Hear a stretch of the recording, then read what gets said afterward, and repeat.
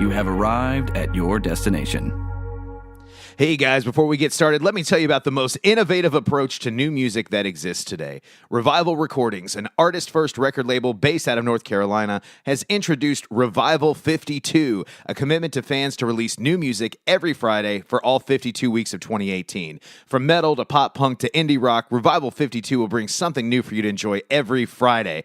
And right now, Revival is giving away a free Amazon Echo to one lucky fan once they hit 1,000 followers on their Revival 52 Spotify playlist. Just go to ffm.to/revival52 and follow the playlist to enter. Enjoy great music from your new favorite record label for free right now, Revival 52 on Spotify.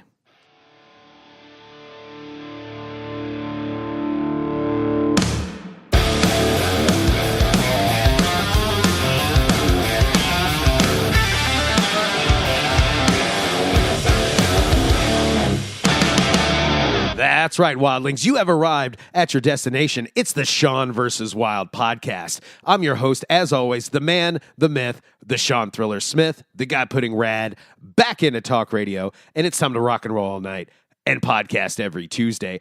And joining me this Tuesday in the Smithsonian, a good friend of mine, singer, songwriter, humanitarian, and about to be Miss Indiana. I'm talking to Meadow Ryann. Yes, it is a great day here at the Smithsonian. Meadow is a ray of sunshine, very positive. She's going to be talking all about, pageant life. She's going to be talking about songwriting, singing, and also she's just going to be very inspirational. She's got a lot of charitable causes and things like that we're going to be drawing attention to. A lot of great events, charitable events that are coming up this summer. But just talk about a go-getter, a goal setter. You know what I'm saying? And she's doing all this at 18 years old. She's accomplished so much, and she's still got so much life left to live. So fantastic, Meadow. We're all rooting for you. Everybody on the Sean vs. Wild podcast wants to see you be Miss Indiana. That's next week, guys. So make sure to support Meadow. But yeah, we had a great conversation here today. I'll tell you what, I feel like $1 million here because last week, I don't know if you heard it on the intro, but man, my voice was very shot. I have some sort of summer cold or something like that. But today, the pipes are in full force. There's honey in your voice tonight, Raul. So, yes, guys, thank you so much for tuning in to another week of the Sean vs. Wild podcast. Make sure you check out my awesome sponsors. I'm talking about Audible. Yeah, because you like the Sean vs. Wild podcast, you are going to get a free 30-day trial of Audible. All you have to do is go to audibletrial.com/Sean vs. Wild and sign up. When you sign up, you get to choose over 180,000 audiobooks, okay? Find the one that you like, okay? Give it a listen. And guess what? If you don't like it, you can exchange it for another book. And if you decide you don't want to keep Audible, that's fine. You keep the audiobooks forever, man. They're not going to take those away from you. Go to audibletrial.com/Sean vs. Wild. See what all this fuss is about, dude. I love audiobooks, especially long trips, driving here and there. Gotta have them. audibletrial.com/Sean vs. Wild. Make it happen. Also, big shout out to the OG sponsor at Audiophile Inc. Shane at Audiophile Inc. has been taking care of all my screen printing needs, all for the podcast, for every band that I've been in, past, present, and future. And he can do the same for you. He's going to give you the best deal in town, no matter what town you live in. And he's going to ship to all 50 nifty United States. All you have to do is go to audiophileinc.com and tell them the Wild Man sent you. Audiophileinc.com, AUDIOPHILEINK.com. Also, big shout out to Joe Brock, my producer, the dial booper himself. He's going to be off on vacay this weekend, so he's going to be editing from some sunny locale. Joe, I definitely appreciate you putting off falling asleep in a hammock for a few minutes to edit this podcast. You're my boy. That's why I love you. And guys, I love you. Thank you guys so much for tuning in each and every week. If you haven't already, please like, share, and subscribe. Could definitely use some YouTube subscribers here. Want to beef up that channel. It's on iTunes. It's on Spotify. Everybody loves Spotify. So check it out if you haven't already. Like, share, and subscribe. Make it happen. Never miss an episode. Never miss an episode of Sean vs. Wild. And you know what, guys? I think that's enough for me. Let's get to my conversation with Meadow. Let's get wild. So when I came home today, before we went ahead and started this interview, I went out to the back porch and I noticed that my neighbor's kids were on their roof. They're like 13 and 8, and I really don't know what to do about it. What would you do? What would Meadow do? It's always good to have kids on the roof because nothing ever happens that's terrible from that situation. I really can't think of a worst case scenario on this. So my advice would be if they're on the roof in the first place. Should I call the cops? I mean, maybe. Yeah, I'll be that neighbor. That might be. Like, you know what? I saw your kids and they're on the dang they're roof on the again. roof. I better call the police. Yeah. I'm going to call the fuzz on this. I do like that you showed up today in full regalia. Yes. It's always important to present, even if you're not going to be seen by anyone. Your best possible self. Right. I need to get some tips on that because I'm like always in like t-shirts and jeans.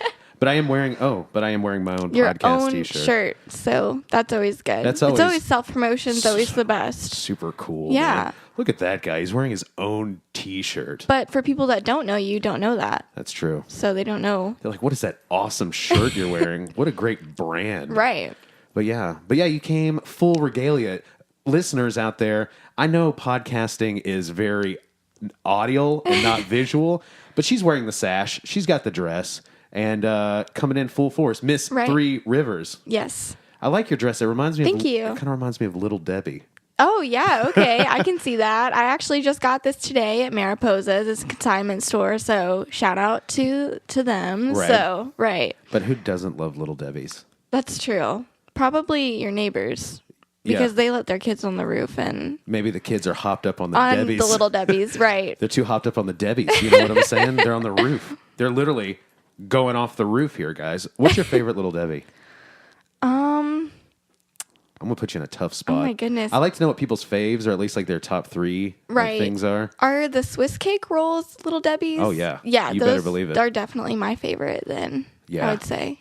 I would say my favorite Little Debbie. I don't know. Oh, I'll tell you. The fall party cake. Oh, yeah. Like the zebra cake. The zebra cakes are good. Guys, but this one's chocolate and it's got yellow cake on the inside. Oh, yeah, that's good. Only get them on the fall. I'm sure they're probably available all year round and they're just like churching it up. They're like, oh, it's not a fall party cake. It's it's a football cake or it's some other related cake. So that way you can have it all year round. That's true. I saw a picture. Mm-hmm. This is not this podcast, guys. If you're listening, it's not all about Little Debbie's, but I am going to go off here. This is where the show is going to take a hard left right here in the first few minutes. I saw a picture the other day, and maybe this is like some of the Mandela effect or something. Oh yeah. But I saw a picture of someone had taken it in a grocery store, and they had a box of Nutty Bars. Like the Little Debbie Nutty Bars. Right. And they're called Nutty Buddies. Really? And I was like, when did this happen? And they're like, yeah, it's always been Nutty Buddies. And I'm like, no, it has not. This is Little Debbie brand? I don't think so. I don't think so, yeah. Debbie's in the corner. It says Nutty Buddies. This must be Photoshop. That has to be. Yeah. Well, guys, sweet tooths out there. This isn't just the Little Debbie podcast. This is also the Sean versus Wild podcast. I'm your host. You guys know me, the man, the myth, the Sean Thriller Smith. And I am joined in studio today by my good friend, Meadow Ryann. Meadow, how are you? I'm great. How are you? I'm doing so well. Thank you for asking. I'm so glad to be here. Yeah. Do you think this is cooler than, say, Jimmy Fallon or Live with Regis and Absolutely. Kathy Lee? 100%. Right. 100% cooler. Yeah. Especially since Regis and Kathy Lee, neither one of them are on the show anymore. Yeah. So it's like. So it's not even existent, really. It's Kelly and someone else. I don't even know. I don't either. Michael, maybe? Oh, yeah. No, but I think Michael left too. Oh, really? Well, I'll be darned. This is news to me. Guys, where are we? First, there's Nutty Buddies, Kathy Lee and Kelly. But yeah, so you are in the studio here, and I'm glad because I wanted to talk to you just because I think you're a real go-getter. Thank you. Does anybody ever tell you that? All the time. Yeah. Usually overachiever is kind of the word, and some say it positively and others not so much. Right. So, right. Let me ask you a question. As someone, because how old are you? I'm 18. Okay, so you're 18 years old. You've already graduated high school. You've already gone through and graduated. Give me a rundown of your college because you've already got your associates. Yeah, absolutely. So I graduated high school early as a junior when I was 16 years old. And at that time, I graduated when I was 17, but at 16, I started going to Ivy Tech Community College here in Southern Indiana. And so I just graduated with my associate's degree at 18. And then I'll be going on in the fall to Southern Illinois University to get my bachelor's. What are you majoring in? So I'm majoring in counseling psychology, and I'm double minoring in communication studies and economics. I love the way your cadence. I'm like, I can tell it's a pageant queen right here. But yeah, and so between your music, because you're a musician, right? You write your own songs, right? You got all that going for you, and you have since you were a kid. You're putting on your own shows. You know, you juggled school with that, and then you do your pageants, and you're getting pretty serious on that. And I'm a cheerleader. I'm a collegiate cheerleader. So there you go. Yeah, got it all in one. So well, let's start from the very beginning. Okay, yeah. Okay, this is probably a good place to start at the beginning. When did you first get into? Because this is mostly a music podcast, but we'll talk about the music first, I guess. When did you first start getting into writing and doing your own music?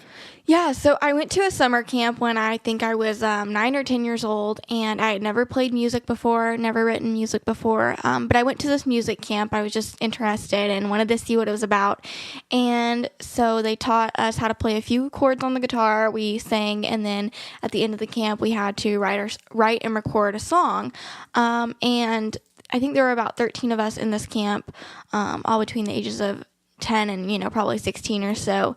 And I was the youngest one.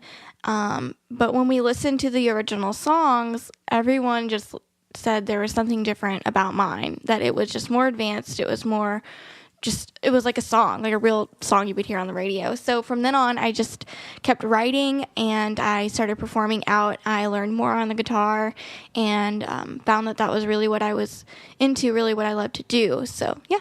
Yeah. What kind of music are you into, or what would you have been into in that time that would have drawn you to play guitar? I definitely, Taylor Swift was a huge influence, and at the time she was a country artist. Right. And I was really into her, and she was a huge inspiration for me. Still is. But I've broadened my horizons quite a bit. Right. But yeah, she definitely, I think, introduced me into writing and playing.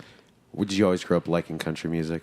I liked a little bit of everything. Mm-hmm. But yeah, I guess when I was younger, I did like country music a lot more. Now I'm into other things, but yeah. When I grew up, believe it or not, listeners, I know I've mentioned this on the podcast before, in a country household. Wow. So I grew up, my first maybe 10 years or so, it was all country. And I still love my 80s and 90s country, guys. Yeah. So after, a long night, sometimes I'll put on, some Tracy Lawrence and just unwind, my classic country stuff, or some Garth. Oh, Can't yeah. go wrong with Garth. Yeah. But, yeah, and then around 11 or so, like, I found Queen, and then I was like, yes. And then I found Kiss, and then I found, like, Black Sabbath, and I was like, gosh. I'm a rocker. Yes. That's it. Yes. And then when I was in high school, I got angsty, and I became a punk rocker. Oh, yeah. You know how it is. Oh, yes, I do. Yes. Yes. Do you feel, you seem pretty straight-laced. Do you ever get those punk rocker, do you feel the need to rebel sometimes? When it comes to music, yeah, sure. Yeah, absolutely. I definitely went through my angsty stage in life and was really into, some heavier music or just I guess it was post-hardcore. Post-hardcore, yes. Yeah. So when I was like 12 and 13, definitely liked all that. And I still enjoy it quite a bit. My brother, my stepbrother actually, he's in a metal band, and I just went up and saw him in Indianapolis. He opened for Memphis Mayfire. Oh, nice. Yeah, and so I still really enjoy it when I'm around that, but yeah. Yeah. Actually, the first time I met you, because you and your mom would always come into the music store that I worked at. Yes. We'd get your guitar set up and get everything taken care of. But I remember your guitar case just had a bunch of like metal stickers on it, like from Warped Tour. And I was like, Bring Me the Horizon, right. Yes. And Let Live and all that stuff. I was like, oh, hey, yeah, you like these bands? And you're like, oh, yeah. And, we had played Warped Tour or whatever. And so we were talking about that. Yeah. And that's kind of when we first became buds. Yeah. So it is. It's so funny. Because you're so into metal. I know, right? Listeners out there, Meadow Ryann, there's a hidden side to her that just loves metal. This is true. Don't let this exterior true. fool you, okay? Don't let future Miss Indiana fool you. She likes metal. It's true. So yeah, so you go to this camp and you write a song on a whim, right? And turns out cool. And your mom, very supportive. Big very shout supportive. out to mom. Yes, she's very supportive of you and your career. She is. She just did you guys go and pick up a guitar and you decide to? Yeah. Well, pretty much. The music store that you worked at. Right. It's called the music store. It's called the music store.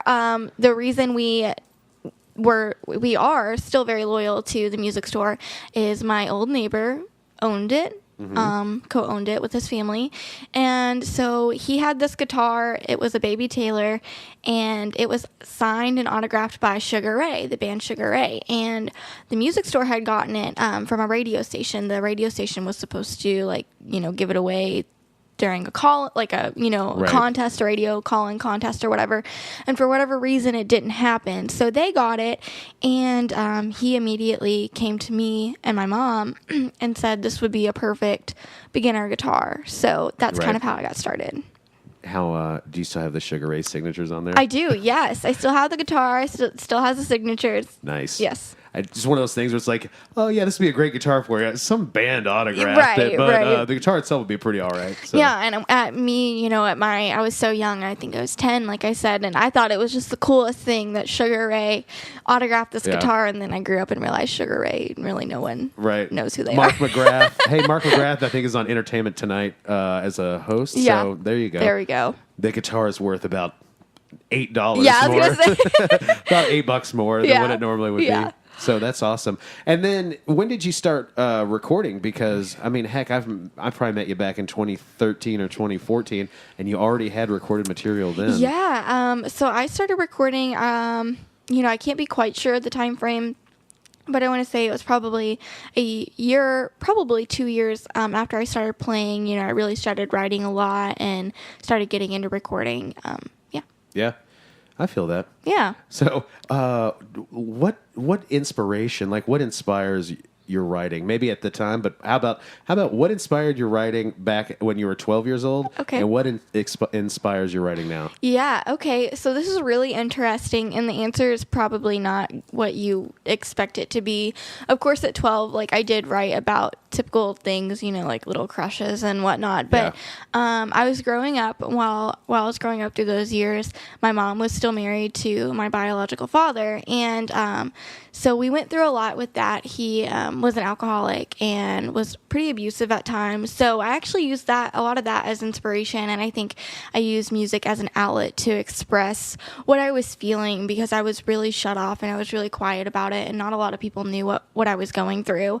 So I really used music to express what was happening. And then now, I really write a lot just about life and just about my friends and what I live. So yeah. Well, so when did you decide to become a go-getter? Have you always been motivated to just do whatever you wanted to do, or what? I think I always have been. There isn't a point where I can pinpoint and say this is when I decided to, just go after what I wanted. I remember my mom, telling me stories that even when I was a baby, I was just so much more advanced than others around. And, that I always was in the spotlight. I always somehow found a way, to just shine. And so I think really I've just always been this way. And that's really funny. I don't really try to go out of my way to do all of these things. It just seems to happen. So do you get a lot of satisfaction from a job well done? Because I feel like personally I'm a hard worker, and I feel like I maybe that's my self-worth. Maybe that's where my self-worth comes from. I'm like, man, I'm going to have all these projects, and I'm going to juggle everything, and I'm going to be, I'm going to get it all done, and I'm going to make this stuff happen. And then at the end of the day, I'm super tired, and I'm like, all right, cool, we'll do it again tomorrow. Do you feel like that at all? Or are you just more like, well, we're just rolling with it. It comes easy, it comes natural. I do feel like it comes pretty natural. But yeah, I definitely do, when things are done and they're done well. Like, I definitely do have that satisfaction Yeah. of, you know, I did this and I accomplished this, and I nailed it. Just knocked it right out of the park. MBD. No big deal. yeah, right. MBD. So, yeah. And then, so you're playing, you've got some albums and stuff like that. They're out. When do you start playing out in shows and playing out in front of people as well? When did I start doing that? When did you start? Yeah, so I started... We're going down memory lane. Yeah, Hard it's awesome. So I went to the music camp, and not too long after that, I went to a karaoke night in Jeffersonville here, and there was someone at that karaoke that heard me sing and said, "Oh, I have this talent competition. You should come do it. It's tomorrow." And I was like, "Oh my gosh, what the heck?" And you know, I was like 10 or 11 and thought it was the coolest thing. And so I went, and you know, that night we went out and bought like karaoke tracks because I couldn't really play guitar that well yet. And so we bought some karaoke tracks, and I think I sang a Taylor Swift song or like a Miley Cyrus song or something. And, you know, I didn't win, but they were like, "You should come back. You're really good." And from there, that talent competition was actually at Kingfish down by the river. Right. And from there, the sound guy said, "Hey, we need like an opener for this band next week. Would you want to do it?" So we literally went out and bought all these karaoke tracks on CD, and I learned all of them that I could. And so I started opening for people at Kingfish, just singing like 2 hours of karaoke. And then we were like, okay, if we want to get more serious, I have to learn to play guitar. Right. So I started playing guitar, I started learning, and then, you know, it switched from, "Hey, will you be the opener?" to, "Hey, will you like play this show? Will you be kind of like the headlining person? Will you be the star attraction?" Yeah, and it was, you know, looking back, very small things, but it all led to, you know, growing and learning and stuff. So you got to start somewhere. yeah, exactly. I mean, we started in the garage. I played a county fair once whenever I was 16, and then we played a lot of our friends' basements. Yeah. And that's how you get it And done. that's the way you do it, yeah. Exactly. But that's cool. And so let me ask you this. Yeah. What is your karaoke jam? What's your go-to karaoke song? Oh, definitely Dream On by Aerosmith. Really? Yes. I was just watching a little YouTube video, all those list videos. I fell down a rabbit hole. Yes. And they were talking about top 10 most difficult songs to sing, and Dream On is on there. Yeah, I love Aerosmith. My mom loves Aerosmith and Prince, and Yes. so consequently, I love Aerosmith and Prince. I'm not even mad about it. And so one day, my mom was like, "You should try Dream On by Aerosmith," and I was like, "Okay, like Right. who can sing that?" And then turns out that I could sing it really well. So Oh, turns out I'm a natural. Nailed it. No big deal. That's awesome. Yeah, Aerosmith is maybe the greatest, I would say, in history. If we're looking at just American bands, Yeah. maybe the greatest American band. yeah, I would as agree. far as their longevity of their career. Yes. I mean, hits in 4 decades. Right. You know what I'm saying? And Right. they're still going on. Still going strong. Yeah. Even though Steven Tyler looks like he could be my grandmother. Right. But he's still trucking. He's still making it. Yeah, and you know what? I'm sure women still find him like just as like desirable as they yes. did, My even though mom- he looks like somebody's grandma. My mom does. It's fine. Mom, shout out. Throwing you under the bus, Mom. No, it's okay. Well, found out a lot about your mom today. She loves Steven Tyler. She does. She does. Dude looks like a lady. But yeah, so and then let me ask you too, Yeah. the pageants, okay? Because Okay, yeah. you do a lot of pageant work, you do a lot of these contests and stuff like that. Did you do pageants before you were into music, or what's the timeline on that? No, I did not. So this is, again, another kind of funny story how this all came about. So I was doing music, and I was 14, so I'd been doing music for, you know, a good 4 years at that point, or 3 or 4 years about. And I had set up a charity concert for a young girl in my community who had Dravet syndrome, which is a really severe form of epilepsy. And so I set up this concert for her, and I was on Great Day Live with Terry Miners, promoting this event, you know, telling people about it. And then I played a song live on the air. And that day, later on, I got a message from a pageant director who said, "You would be perfect for this. You know, you already have a talent. You have a platform. You should really consider competing. You're the perfect candidate." And so I begged my mom to do it because I just thought it would be the coolest thing ever. And my mom said, no way, don't have enough time, you're way too busy, and you're not a pageant girl. And then not too long after that, we got a phone call from the same lady who had sent me the email. And she said, we'll help you through the whole thing. You should really consider doing it. There's a talent portion. You would be perfect for that. We saw you on Great Day Live. You already have a platform, a charity platform. You should really consider competing. And again, my mom said no. And about a week or two later, the lady called back again and said, the pageant's in 2 weeks. We would really love to see Meadow compete. She would be a perfect candidate. And my mom, for the final time, said, absolutely not. We don't have enough time. She's not a pageant girl. The paperwork is too much. And she said, we'll help you with all the paperwork. We'll see you in 2 weeks. Her name's on the list. And she hung up.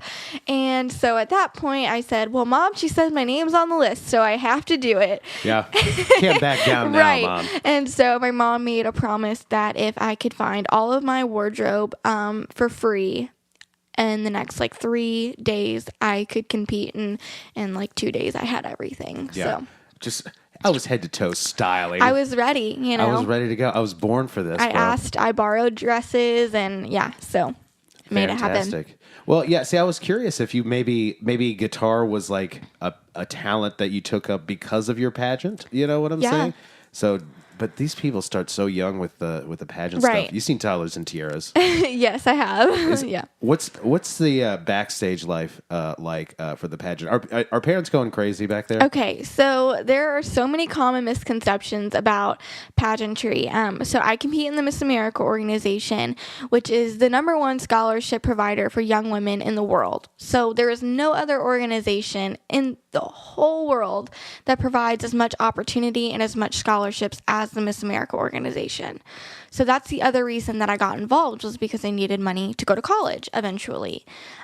So our pageant is not a beauty pageant. It is a scholarship pageant.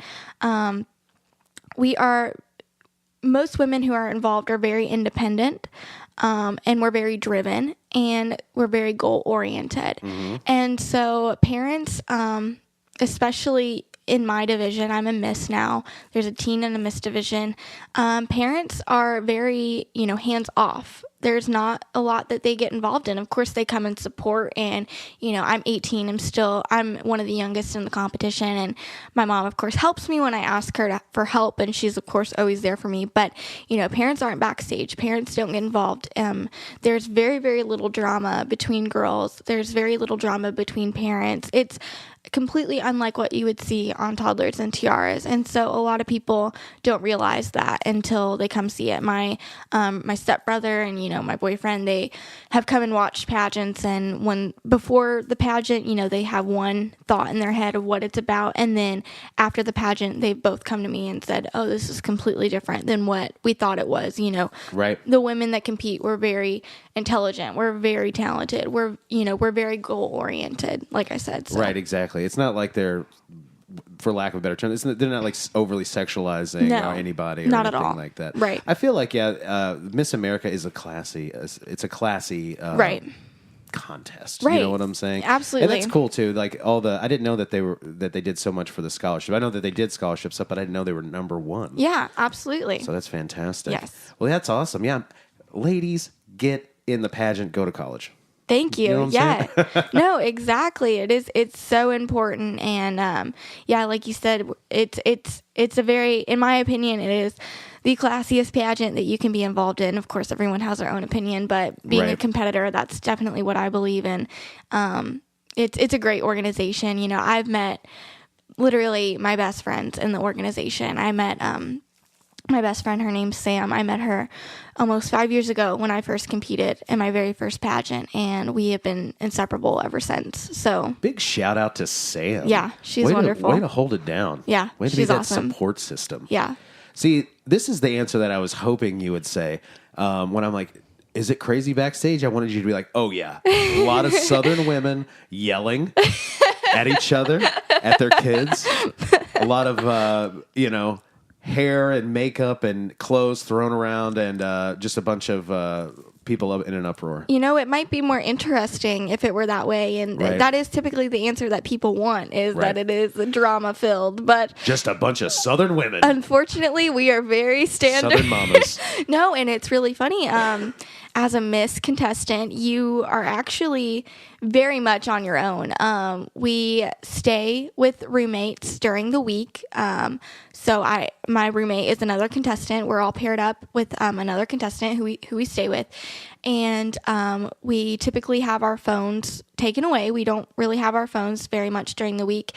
And we only get to see each other, or we only get to see our parents and our family members during free time for about 30 minutes at the end of each night. Really? Yeah. I didn't know they did. Well, I guess for the phone thing, that's a good idea. Isn't it kind of refreshing to not be around your phone for like a little bit? Right. And, most of the time during the week, we're either at rehearsals or we are at a public appearance. And so in doing that, they're not being mean. They're not saying, they're not punishing us. It's simply to remove distraction. Right. Because if you're in rehearsals, you need to focus. Or if you're at a public appearance, you need to focus on those around you. So you need to keep your eye on the prize. Right. So I feel that. Yeah. People out there, let that be a lesson to you. You know what? Just a couple times a week, just take your phone away from yourself. Yeah. Get focused, get motivated, work hard, accomplish your goals. Yes. See, I'm getting fired up here, man, with everything you're saying, pumping me up here. Yes. So, but you know what? I think it's time. I know we've talked about your music quite a bit. Yeah. You have prepared a piece. Yes. As I like to say, you have emailed me over a track, and I've listened to it several times today. I think we should let everybody hear what it's all about. Yeah. So you have prepared the song Back in 68. Yes. Give the listeners a little nugget of behind-the-scenes info about Back in 68. When did you write it? What's it about? Okay, so I wrote the song a few years back, and it is one of my favorites that I've ever written. It's just a super fun song about summertime and kind of finding someone you feel like you want to spend your life with. And so I actually wrote this song. My very first car was a 68 Volkswagen Beetle. So I wrote the song. The inspiration is kind of my car behind it. So that's why the song's called Back in 68. So it's just kind of about, the summer romance that we see in old-timey movies and kind of wanting to live that. I gotcha. Yeah. All right, guys. Let's check it out. This is Meadow Ryann with Back in 68.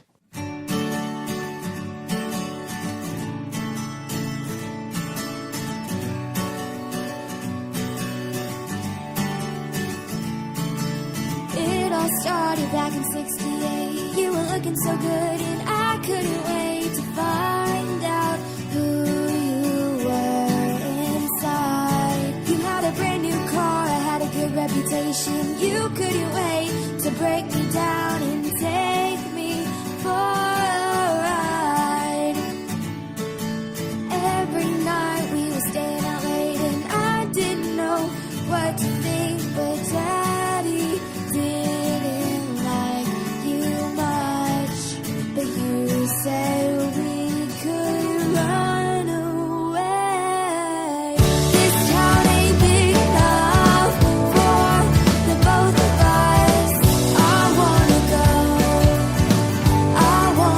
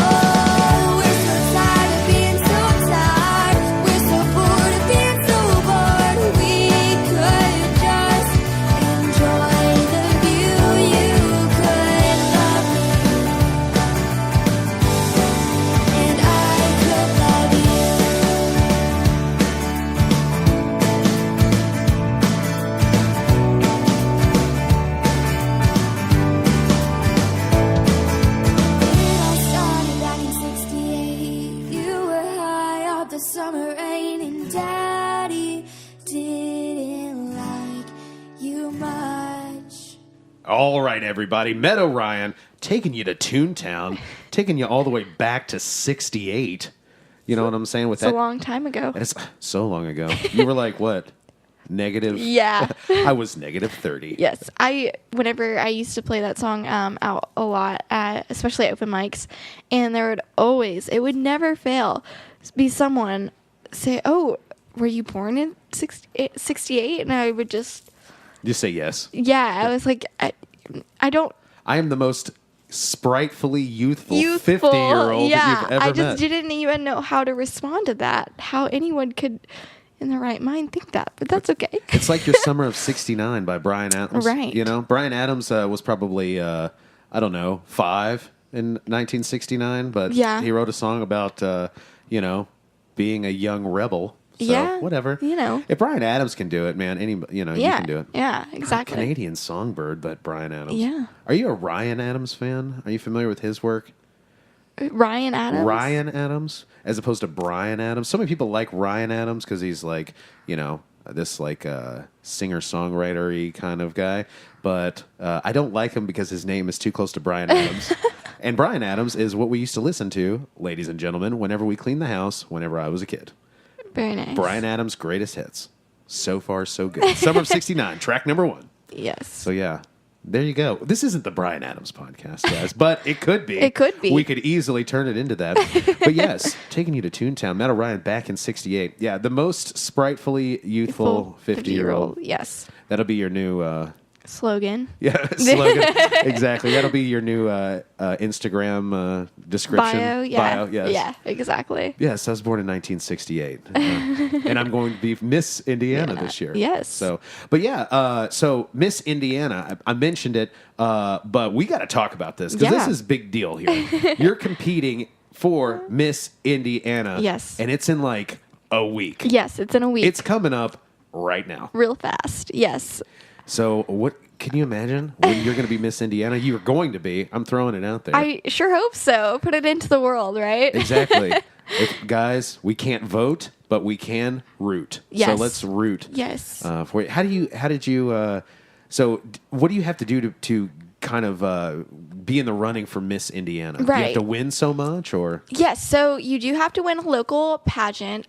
So the Miss America organization, the kind of layers go local, state, and then the national pageant. So in Indiana, there are 36 local pageants to compete for Miss Indiana, so you have to win one of those 36 pageants. I'm Miss Three Rivers Festival, and that was actually the first pageant that I competed in as a Miss. I competed in the teen division for 4 years straight, and I made it to Miss Indiana as Outstanding Teen every year.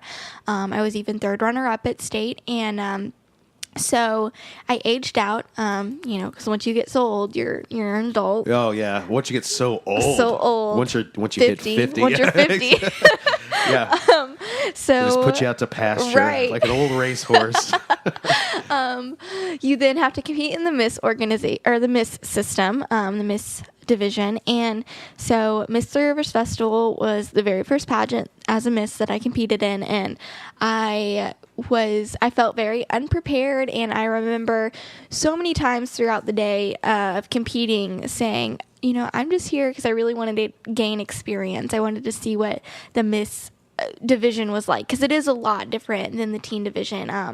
And so I remember, like I said, just saying, I'm just here just to see what happens. I'm not here to win, and that truly was my mindset. And of course, I did my absolute best in every area of competition. And it just so happened that, the judges really enjoyed me. So that was great. And it was a huge blessing, and it still is. I'm still, just as excited as I was when I won. But yeah, so it came as a huge shock. So I won my local pageant, and then from there on, I've just been preparing for Miss Indiana. Like I mentioned, there's different stages of competition. You have interview, talent, on-stage question, evening gown, and lifestyle and fitness. And talent and interview are the two highest portions. So that's really fun for me because I love talent and I like talking to people. So, yeah. Yeah. You're just knocking it out of the park. So is your talent going to be singing, songwriting, guitar and singing? Yes, I play guitar and I sing for my talent. Yes, I do. So What I don't want to spoil it. I don't want any spoilers because it's coming up. But exactly? Can you tell me anything about? Yeah, I can tell you a little bit about my talent. A lot of people keep it a huge secret, and I'm not so much to do that. I like, I don't think it's that big of a deal to keep things a secret. But I am singing a very old song. It's in the movie Breakfast at Tiffany's, if that narrows anything down at all. And I'm very excited. I've kind of remade this song that I'm singing into my own version completely. So I'm really excited about it. That's it's awesome. My first time singing the song at state. So. Well, that'll be definitely very exciting. Yes. Knocking it out of the park with your talent. How do you prep? What's prep like? I know you said you've been practicing and preparing for this. Is it just like psyching yourself up in the mirror, or are you memorizing answers to questions? No, so it's kind of neither of those things. Preparation it varies for everyone. For me, it's really just practicing my talent as much as possible. Working out is a big part of the competition because you do have the lifestyle and fitness portion. And for me, that's, cheerleading because I'm a cheerleader. So that's kind of how I stay in shape and everything. And then as far as interview goes, it's not about memorizing what you're going to say because you absolutely never know what you're going to be asked in an interview ever. It varies so completely every time you walk into an interview room. But it's really just about being confident in yourself and in your beliefs. That's a huge part of it, is really knowing what's going on in the world and kind of just having a stance and being respectful in what you believe. So Yeah. I have some sample questions right here. Oh, goodness. Okay. We're going to rapid fire them off. They might not be so deep. Okay. But This is great. Yeah. I love it. It's perfect preparation. Yeah, exactly. What world leaders would you want to meet and why? Wow, that's a really great question. I would love to meet Jackie Kennedy, Jackie Onassis. I think she was a really great first lady, and I think she was really faithful, and she just led as the first lady so gracefully. So Yeah, I'd love to meet Jackie O. What are your thoughts on the legalization of marijuana? So I do not promote or practice, of course, the use of recreational marijuana. However, I do support the legalization of medical marijuana because I have seen what it can do for cancer patients, especially in my family. I've seen the difference that it can make in different disorders and medical disorders. And as a psychology student, I know the effects that medical marijuana can have. And really, in my opinion, there aren't very many negatives, if any at all. So I do support medical marijuana. Do beauty pageants help or hurt how society views women? This is a very tricky question, especially in my position, because beauty pageants are a very different thing from Miss USA or Miss America pageants. I think Miss America and Miss USA, you have to have the right outlook. And if you're looking for something negative in them, you will find it. But if you're looking for the pageants to empower young women, it definitely does that. And in my opinion, it has done that for myself. It's done that for the women around me. If you're willingly putting yourself on stage and you're wanting to share yourself in that light, then it's a positive thing for sure. Man, I'm knocking it out of the park. I found a website with a bunch of sample questions. This is what prep is, guys. If you want to know what it is, you got to go on the Sean vs. Wild podcast. You got to let him grill you with these questions for an hour. Absolutely. And then you got to decide whether or not you want to be in this pageant or not. Like, good Lord. That guy really just took me down a peg. It's a great. Here's the best question. Which candy bar is best?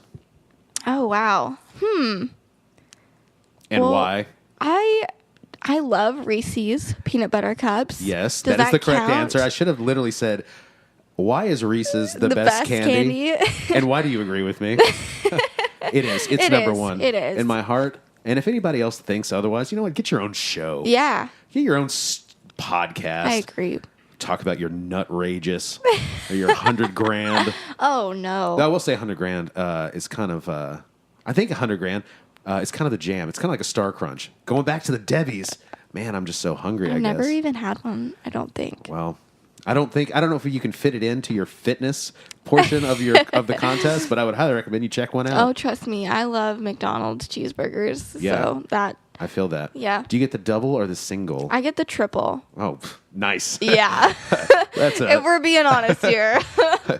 I think that their single burgers taste better than their doubles for Really? some reason. Yeah. Wow. Sometimes I eat those doubles and I'm just like, this is like a grease pit. And the singles just seem fresh to me. See, that's why I get the triple, because not very many people order them, so they're always made very fresh. Oh, yeah, that's true. Yeah. What It's a a life pro hack. tip. Yeah, that is a life hack. I saw the other day somebody made a double, like a Big Mac, but with double chicken patties, like the McChicken patties. It's all done up like a Big Mac. I thought it looked pretty good. Really? Yeah, I don't know. I don't know if I can imagine myself eating that or not. The best burger at McDonald's is the Daily Double, in my opinion. Yeah. It's got to get that tomato in it. Got to get those onions in there. Like I want my onion, breath to yes. be really offensive. Yeah, exactly. No matter where I go. Exactly. Guys. But yeah, so you got Miss Indiana, and it is coming up. It is upon us. It is. What are the details on Miss Indiana? When is it? Where is it? Yeah, okay. So Miss Indiana kicks off on Sunday. Sunday the 10th in Zionsville, Indiana. That is when all the contestants will head to Zionsville. We'll have an opening reception. We'll give away some scholarships. And then from there on, Monday through I guess about Wednesday, we make appearances and we go to rehearsals. And then on Wednesday through Saturday, we have our competition. So preliminary nights are Wednesday, Thursday, and Friday. And then our final night is, what did I just say? Wednesday, Thursday, Friday. And then our final night is Saturday. Lost my train of thought. Yes. And so finals night is when the top 10 is announced. And then they kind of repeat everything. And then the winner's crowned. So. Gotcha. Yeah. Are you excited to get crowned?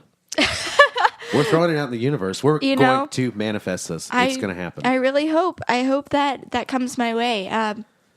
But I'm really just looking forward to the week and getting to experience it for the first time. Yeah. Yeah. Plus, you're going to meet like so many cool people. Yeah. Like-minded individuals. Absolutely. That are goal-oriented. Yes. Want to get out there, make moves in the world. Exactly. If you weren't a musician, what would you want to do with your life? If you weren't Miss Indiana and musician, what would you want to do with your life? Career-wise? Yeah. Oh, yeah. Okay. So I want to... Sure, career-wise or just fun-wise? Or just fun-wise? What would your hobbies be if they weren't those? Well, I love to paint, so I would probably do something on that route. And then career-wise, I want to be a psychologist. I want to actually be a family psychologist and work in a children's hospital. And then I would also like to be a professor. Oh, really? Yes. What draws you to, helping children in that field? So two different things, actually. Being in the Miss America organization, every year at Miss Indiana, we visit Riley's Children's Hospital. And so seeing Riley's and what the Children's Miracle Network does for families, they get to go and get treatment free of charge. That showed me that I have a capability of helping people. And that's really what I've always wanted to do with my life. It just help people the best way that I knew how. And so when I started taking classes at Ivy Tech, I took my intro to psychology course just to mark it off my prereq checklist. And I was really inspired by my professor. And she really opened the door into psychology, and I found out that I just loved it, and I loved everything it was about. So I wanted to be a professor to do that for other students. And then, like I said, when I visited Riley's last year, after I had decided that I wanted to study psychology, I knew that my reach could go a lot further than just teaching, just being a professor, that I could actually help people on a really real level, you know, being a family psychologist. So that's awesome. Thanks. That's really, noble. And I like that too. I like that feeling of, you know what, I can help somebody get somewhere, do something that they're not able to help themselves with, Yes. It's a good feeling. Yeah, it is. Here, look at me getting all about my feelings today. Like, I like to work hard. I like to help people. No, I don't. I'm a really cool podcaster, and all I do is party. I'm just kidding. I'm kidding, guys. You're seeing a different side of Sean. today. Yes. But yeah, so that's all coming down the pipeline here It next is. week, Miss Yes. Indiana. Yes. And Very it's in excited. Zionsville. It is. Where is Zionsville? So the best way to describe it is it's a little bit north of Indy. It's like the Indy, Zionsville, Carmel area. Just lump it all together. Carmel. Yes. Yeah. Yes. I have my uncle lives in Indy. I told you I went to the Indianapolis 500. Yes. Like, listeners, if you want to know what it's like to go to the Indianapolis 500 this year, I don't know. Just imagine being in hell. That's hot. about as hot as it was. It was okay, guys. I got to tell you a funny story. So I've been battling a little bit of a summer cold. You might have heard it on last week's intro. I sounded like a pile of garbage. Check it out. So today I sound great. I gotta pat myself on the back for that. But so I decide I'm like I gotta take a Sudafed or something, and before I go to this race, so that way I'm not feeling bad. And I took the Sudafed and I started getting all jittery, and it was like 90-something degrees, and I'm walking like 2 miles into the track, and I'm like the sweatiest person. There's 500,000 people there. I'm the sweatiest one, easily. I like literally at one point I was like, I got to buy a hat, because I just had sweat just beating up on my forehead like a weirdo. So I was like, I got to buy this hat so that way nobody can see it. And immediately it went from light gray to black because of the perspiration. So yeah, guys, this took a weird turn with the Indy 500, but yeah. So Zionsville, Yes. guys, if you're in the area, if you're in the Indianapolis area, you gotta check it out. Yeah, and there'll be a parade on Saturday, so you Yes. can come check that out. It's completely free. So Party on. yeah, That'll be great. yes. What are some of your heroes? Let me ask you that question. Even though I've already put the phone away and I'm not grilling you with the question, but I'm just curious. Like, who do you look up to? Well, I really look up to my mom, and Yeah. that sounds really, really cliche. Yeah, but she's cool. Yeah, she is cool, and she really, like I mentioned earlier, we went through some really tough times, and if it weren't for her, I mean, I literally wouldn't have made it through that, and she really held her and I together and got us through those really difficult times. But I feel like anyone would say their mom is their hero, but truly she is mine. But stepping away from that, there is a particular Miss Indiana that I've always looked up to. Her name is Nicole Plowman. She is married now, and her husband actually raced in the Indy 500. I don't know how many years ago, but they moved to England, and so he no longer races in the She actually Indy 500. was at the Indy 500 this year. Nicole Pollard was? Yes, she was. Nicole Plowman, excuse me. So that's Miss Nicole Indiana. Pollard Plowman. She Plowman, was there all you there. go. Yeah. So that's so cool that I got to see her. I that's got awesome. to wave at her. as She's she waved awesome, right? From a car. She went around did a few laps. Yeah. So she was my interview coach whenever I first started competing, and she is the person who helped me grow as a person and as a title holder, and she really opened my mind to like thinking about things that are going on in the world instead of just kind of like going along and mindlessly, she Right. really was like, you should start thinking about the world, and Take and a I stand. did.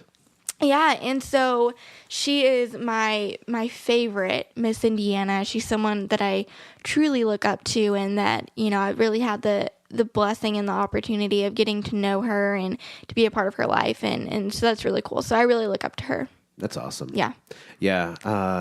And also, too, I meant to bring this up earlier because you're talking about how much you want to help people. Mm-hmm. Thing is you're already doing that, too, with your charity. You got all this charity work going on, too. And I don't want to overlook it. That's for sure. What do you have coming up here this summer? Because I know you got a lot of irons in the fire. Right. Not only are you going to be Miss Indiana, you're doing a bunch of charity work, too. So. Right. So 2 years ago, I co-founded a charity festival called Give Hope to the Homeless. And basically the initiative is to raise funds and create awareness that surrounds the homeless community to kind of stop the stigma and in the epidemic, the Right. homeless epidemic in our area is just so bad. And so myself and then Bryce Alford, who he does tons of charity work in the community as well, and we founded this charity festival, Give Hope to the Homeless, 2 years ago.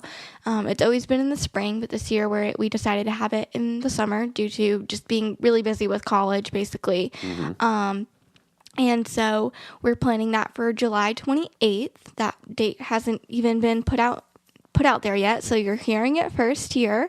July 28th will be Give Hope to the Homeless. July 28th. Everybody, mark your calendar. Yes. Show up, show out for a good cause and a good time. It's about 2 months away about. Yeah. And so we'll have so many bands and artists and performers. We'll have lots of fun.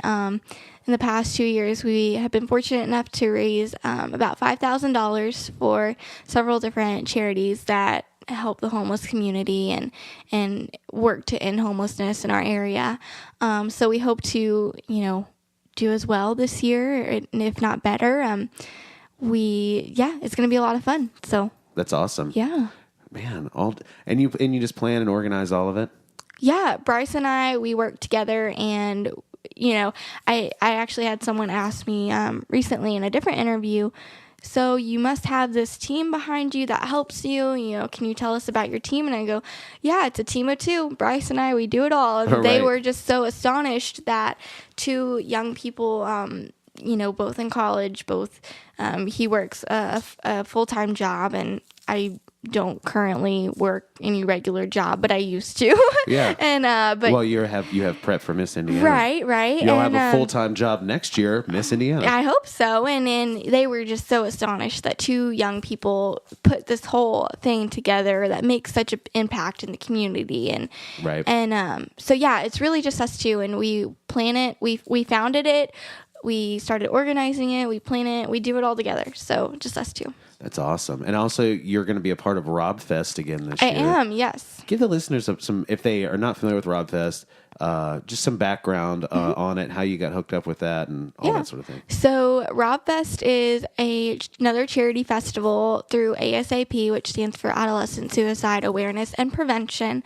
So Rob Fest was founded by two parents who their son attempted suicide, and he failed, and he's now paralyzed and brain damage due to his attempt, unfortunately. But fortunately, he's still with us, and they're thankful for that every day. But they founded this festival to raise funds, to create awareness around mental health and suicide, to try to end suicide, especially in young people, since the suicide attempt rate is so high in adolescents. Right. So I've played this festival, I think, for 3 years now, and this will be my 4th year, I believe, playing the festival, and it's really an honor to be involved because I think it's such a worthy and noble cause to advocate for. And I don't want to get up on my soapbox here, guys. I really don't, because I don't know anything about being young in this day and age. You know what I'm saying? When I was young, the internet was a thing. We had, I got MySpace when I was like a senior in high school. You know what I'm saying? And I got Facebook when I was in my 20s. So I don't know what it's like to be 8, 9, 10 years old and have social media. Right. I don't know what it's like, to be young and but I will just say to anybody out there that is younger, that's listening, I guess I'm going to get emotional on this, but it's just like, guys, your life is the coolest thing that you have, and you have unlimited options on what you can do. Yeah. And just because you feel like your perception is like, oh, I'm this kid in school and nobody likes me and nobody's ever going to like me, and they bully me online and they bully me in school. That's not the way your life has to be. You know what I'm saying? Get through school and, move away. Find, or get online and find you a group that you do fit into. I can truly attest to this. I was bullied so much in school, and I became homeschooled, not just because of the bullying. I was also very heavily pursuing music to the point where I was, being homeschooled was just the best option. Right. But it was kind of a combination of being bullied and music why I became homeschooled. And, that didn't solve all of my problems. I was still bullied, but, it goes away. It does. And it's hard to get through.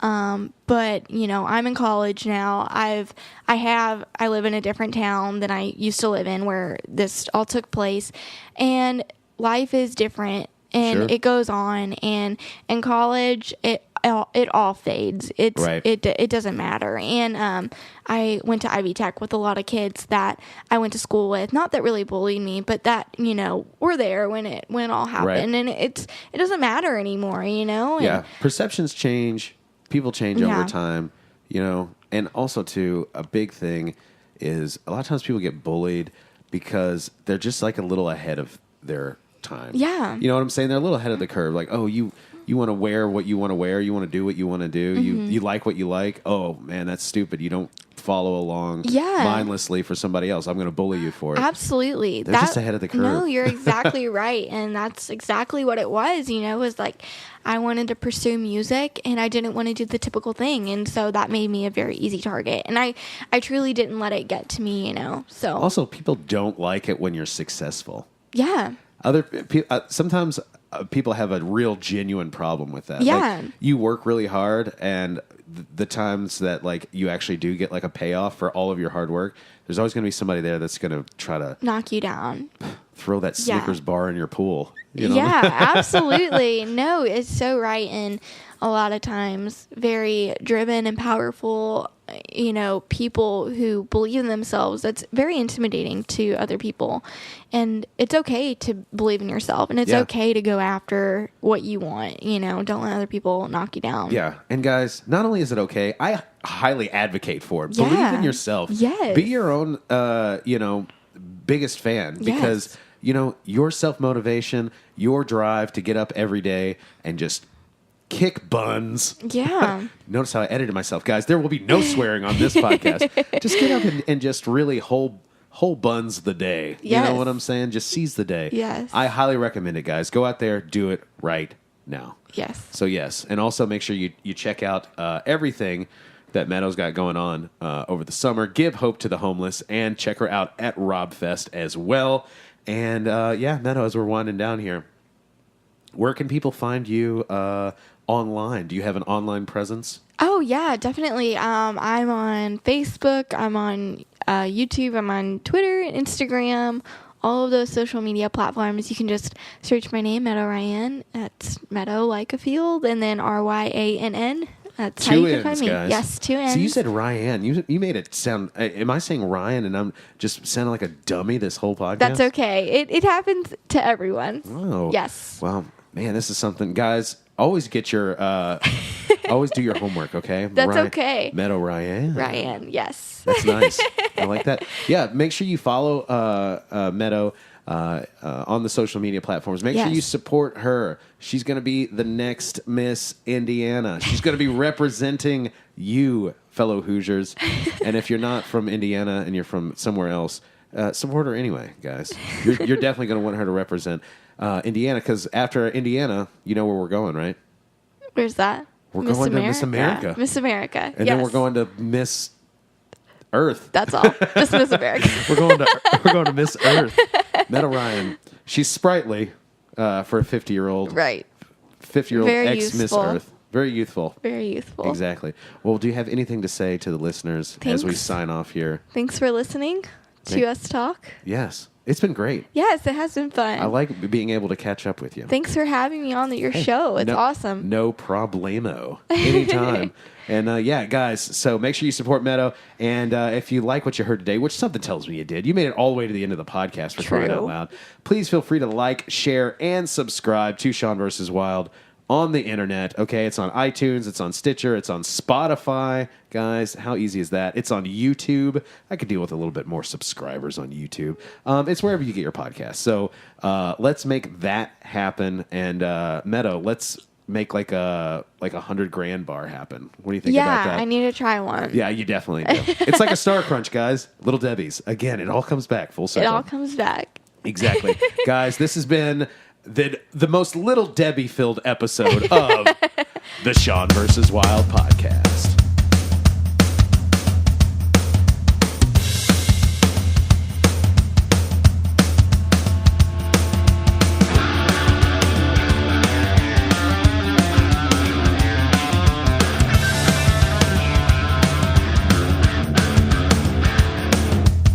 Thank you for listening, DNN.